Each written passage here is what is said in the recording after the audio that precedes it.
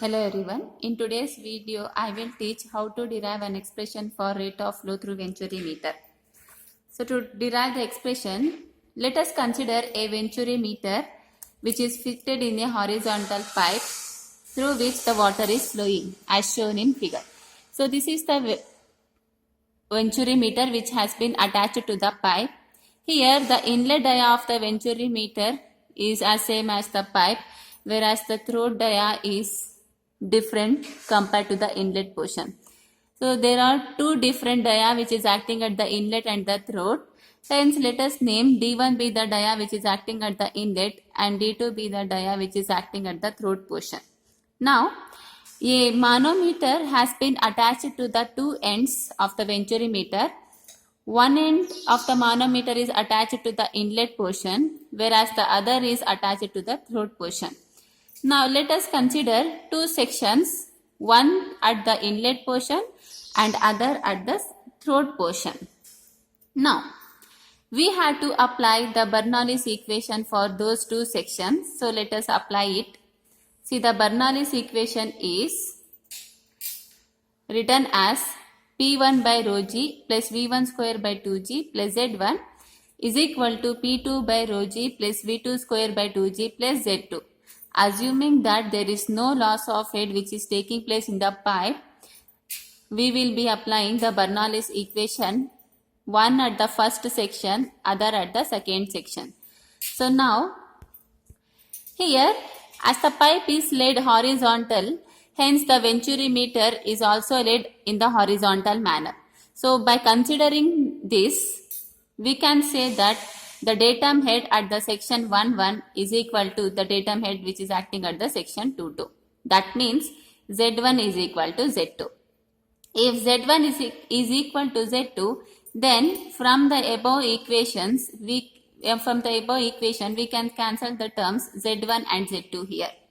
After cancelling, let us write the left out terms of the above equation. The left out term is P1 by rho g plus V1 square by 2g is equal to P2 by rho g plus V2 square by 2g. Now we have to bring the pressure terms on the one side and the velocity terms on the other side. So let us bring this in the next step. Here P1 by rho g you keep as it is and bring the another pressure term to the LHS side. If you bring plus P2 by rho g to the LHS side, that will be written as minus P2 by rho g. This is equal to, by keeping V2 square by 2g as it is on the RHS side and by bringing this kinematic head to the right hand side, it will be written as minus V1 square by 2g. Here we have the term P1 by rho g minus P2 by rho g. So this term represents the differential manometric head.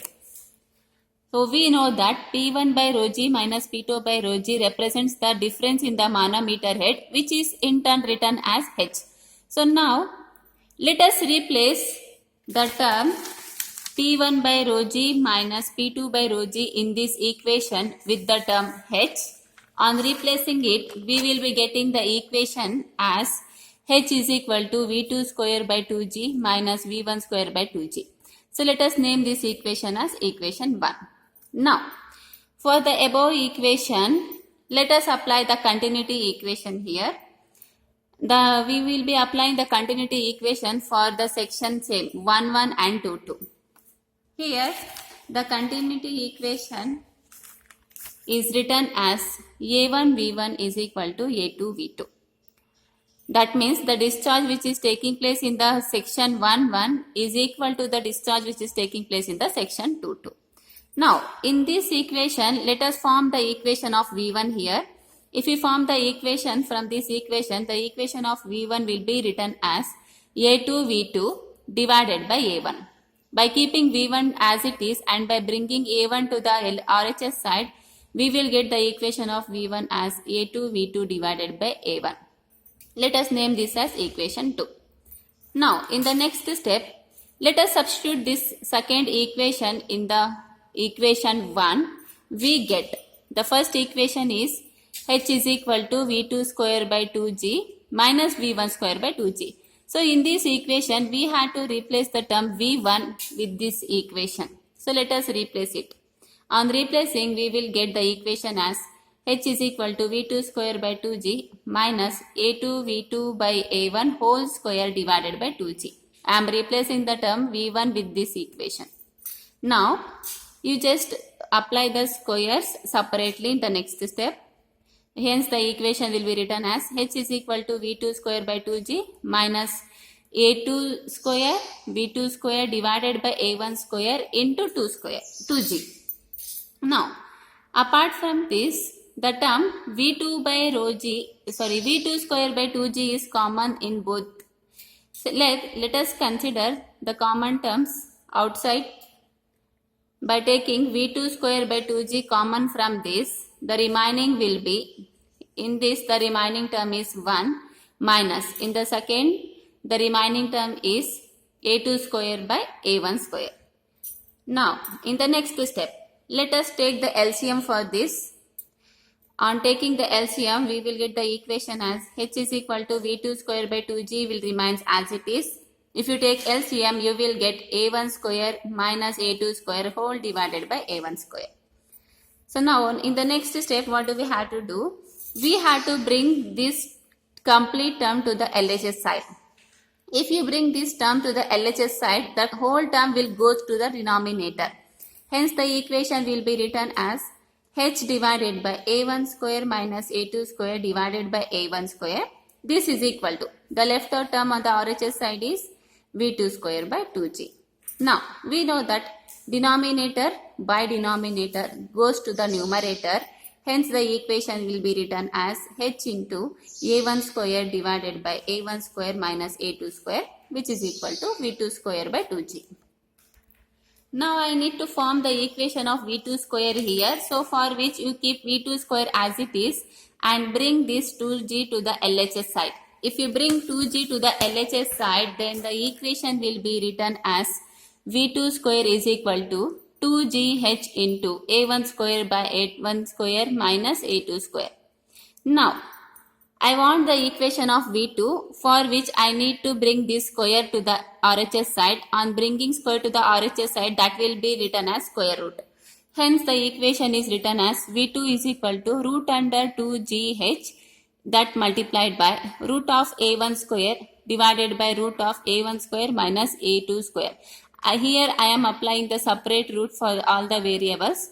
Here you have A1 square root. Hence, this root will get cancelled with the square.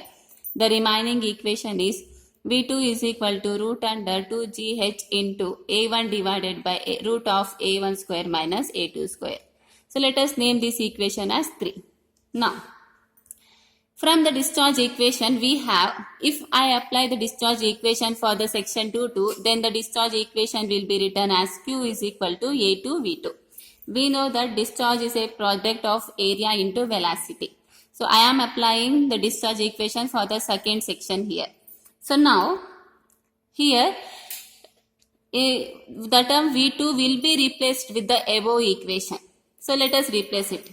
On replacing, the equation of discharge will be written as Q is equal to A2 is into root of 2GH into A1 divided by root of A1 square minus A2 square. Now, I am just rearranging the terms here. I am bringing A1, A2 together here. A1, A2 divided by root under A1 square minus A2 square you have in the denominator. That multiplied by root under 2GH. So, this gives you the equation of discharge for the theoretical.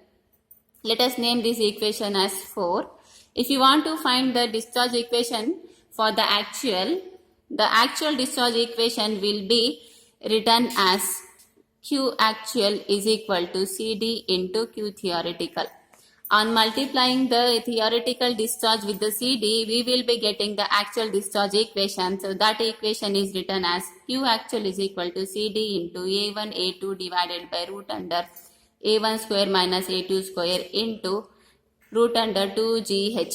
See this term will be completely multiplied with the whole term. So, this gives you the discharge equation of Venturi meter. This completes the derivation. Thank you.